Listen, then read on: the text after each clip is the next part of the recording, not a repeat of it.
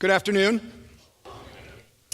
I would like to talk with you today about what may be the most strategic mission field in the world today, and that is the college and university campus in the United States.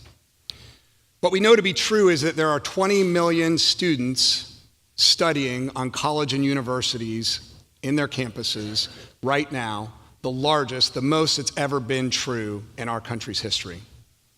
What we also know to be true is if the data holds true, 35 million students by the year 2050 comes around will walk away from their faith.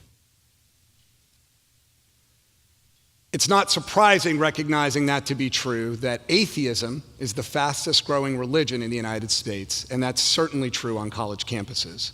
The data would say over the last decade that 60 to 70% of students that grow up in faithful homes that know the Lord go to college, and by the time they finish college, leave the Christian faith. And right now, all of collegiate ministry combined in the United States is reaching 2% of the student population.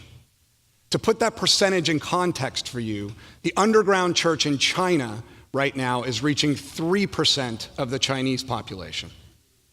So it is easier to hear the gospel preached in a country where you can be put to jail for doing so than it is to hear it on a college campus in the United States today.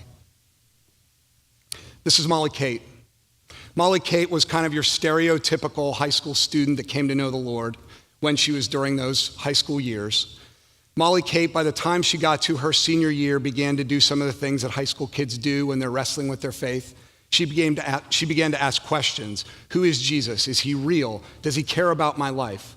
And then she went to the next step, which was, if he's not real and he doesn't care about my life, is my life even worth living? Molly Kate was accepted to a very high-end design school in Columbus. She went to that school still continuing to search and wonder. She providentially walked into a church where there was a CCO staff person, and she and that staff person sat down over many long conversations and talked about how the God of the Bible, the God of the universe, was real, and that he cared about her. And not only did he care about her, he cared about every square inch of her life and her future. Molly Kate, who was a dress design major, decided to take that new vision for Christ and move it forward and to design a dress series that honored God.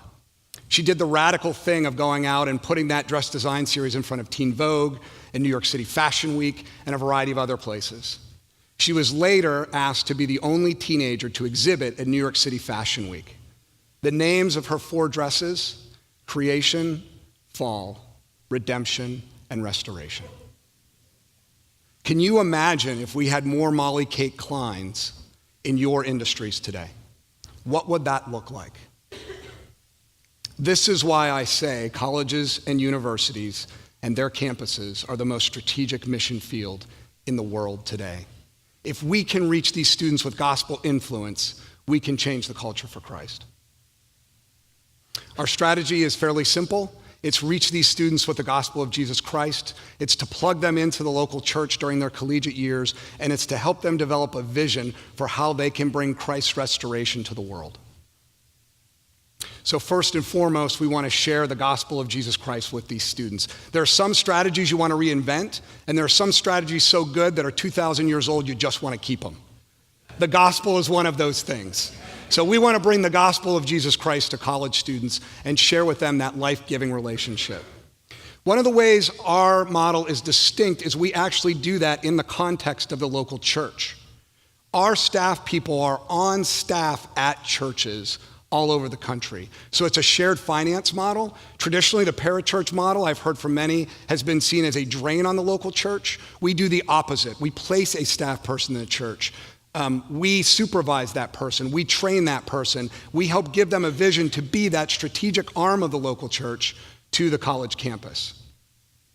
There was a survey done 5 years ago that studied the top 23 denominations in the United States. And what was found was all but 2 of them have decreased in attendance over the last 10 years.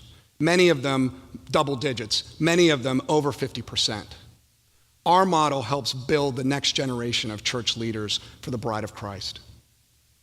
And lastly, we want to supply them with a vision, a gospel vision that God says, I care about every square inch of your life. We want to see intergenerational discipleship happen. So not only will students be majoring in engineering and medicine and biomechanics, but they'll be part of a congregation where they're actually being discipled by people who are doing that to the glory of God in that moment. So they'll gain a vision for all of the things we talked about today. One of the things we also know to be true is that students are hopeless. The levels of anxiety, depression, suicide rates are as high as they've ever been. And why is that? I think we know because the truth of eat, drink, and be merry, for tomorrow we die doesn't work. But a life-changing relationship with Jesus Christ gives us hope. We want students to understand the public implications of their personal transformation. We do this through a conference called Jubilee, which we've been doing for over 40 years. Jubilee presents the gospel message of creation, fall, redemption, and restoration. But the breakouts are kind of what makes it unique. The breakouts are broken up by vocation and academic discipline. So you have sessions that are led by literary people and engineers and artists who are talking about what does it look like to do these things to the glory of God, to go out into culture and make culture and shape culture in these industries? So now you may be saying, but Vince, I've never heard of your organization. That's probably true, you haven't.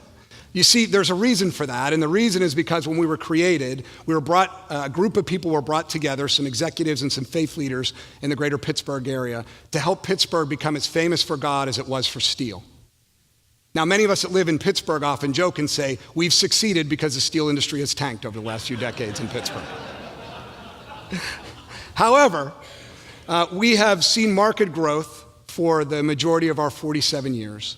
But in 2013, we had a series of churches and a denomination reach out to us and say, we're seeing such decrease in our churches, and we're recognizing we're not catching the next generation. The traditional models aren't working. We need to do something different. And you're the only one who places someone in churches. Come and help us. So we prayerfully decided to take a step of faith and begin scaling. And so in 2013, we began scaling into a handful of other states. Well, as soon as we started doing that, we had churches all over the country reach out to us and say, please come with us. And so we're now reaching 30,000 college students on 143 campuses throughout the country. But the call to action for us has even been more significant. Right now, we have 100 churches in queue that want CCO staff in their churches as staff people. And we need to meet that need because we want to reach this mission field to the glory of God. So the call to action that I'll put in front of you today is we want to do this well, and we want to do it sustainably. We want to do it in such a way that communities come around these churches and these staff, and most importantly, these students. We're developing regional boards in all of these areas, and we need people who are passionate about the strategic mission field to come and reach these students, because we believe if God transforms college students, he will transform a generation for his glory. Thank you.